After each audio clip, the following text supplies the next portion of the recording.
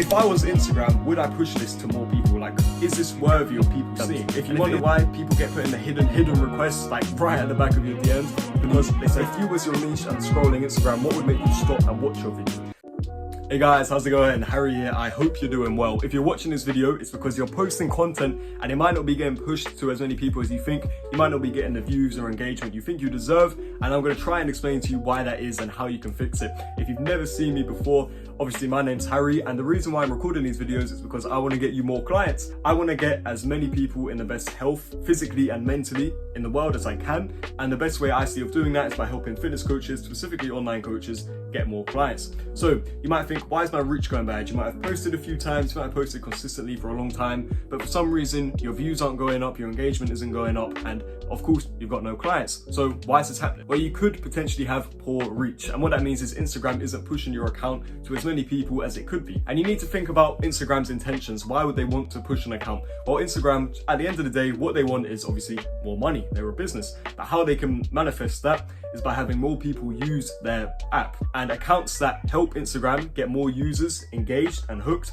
are accounts which are going to get pushed more. Instagram wants more people, more screen time, more engagement. And the reason why they want that is because when they have hundreds of millions of people on Instagram for hours every day, they can advertise, they can get sponsorships, people can advertise their companies, pay Instagram to be put in front of those eyeballs, and that's how they make their money. So what Instagram wants is almost like a written document of your performance. How well does this account do? Do they get people engaged in their content? Are people liking their content?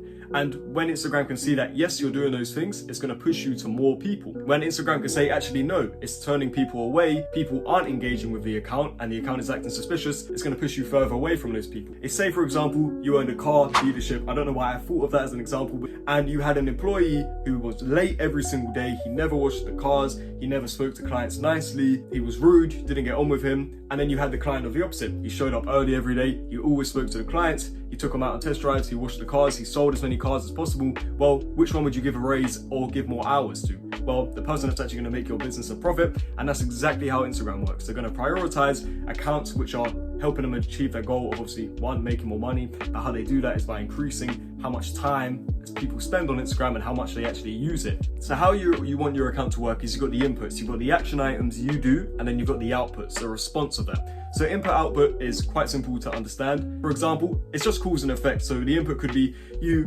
pressing down on the accelerate pedal of your car, and then obviously the car's gonna accelerate. Input, output. Just putting your foot down compared to going 60 miles per hour is a very low input to output ratio. It's asymmetric, you could call it. And that's what you want to do. You want to have as little inputs as possible, but as a lot of outputs. You want to have people liking your posts, you want to have people engaging. Now there's a caveat to this. Don't just take it at face value, because obviously you want to be consistent on Instagram. You want to be posting and engaging quite a lot.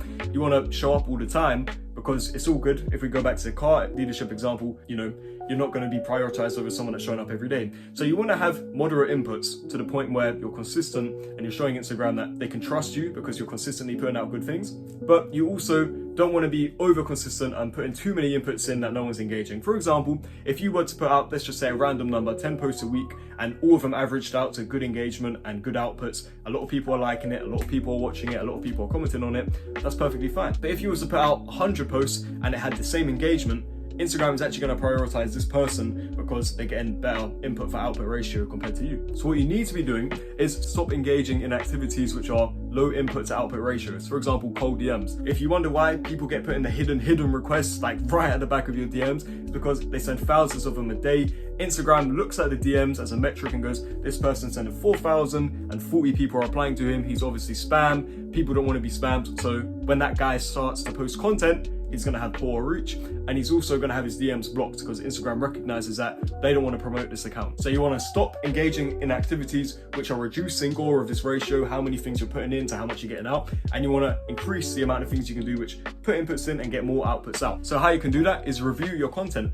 Are you actually posting content which is visually good, it looks attractive, and is the audio good? Is it a post that you could actually see when scrolling on Reels? Because if you look on Reels, you don't see many photos of people in the poorly lit room which looks like a basement recording a video where it looks like they've been forced to do it. It's usually got good lighting, got good visuals. It usually has a lot of cuts in it, a lot of different scenes, a lot of different angles. The person usually has a microphone, it's usually got a hook. If I was Instagram, would I push this to more people? Like, is this worthy of people seeing? And if it isn't, you need to just look at your content and think, how would I want my content to look? If I was Instagram, what type of videos would I push to people? Now, obviously, it needs to be tailored to your niche and that you're an online fitness coach. Don't go chasing viral content, because the irony is you don't need a lot of reach, you just need to reach the right people. So what I don't want you to do is take this advice and go, right, I'm going to try and make the most viral account and try and get the most reach and engagement, because that's absolutely not what you need. All you really need is a few thousand followers and a few thousand people engaging with your account every month, like on your stories and such, and you can make a profitable business from that. You don't need to become a celebrity, but you just need to reach the right audience. And part of that is actually taking responsibility and thinking, right, the reason why I'm not getting any reach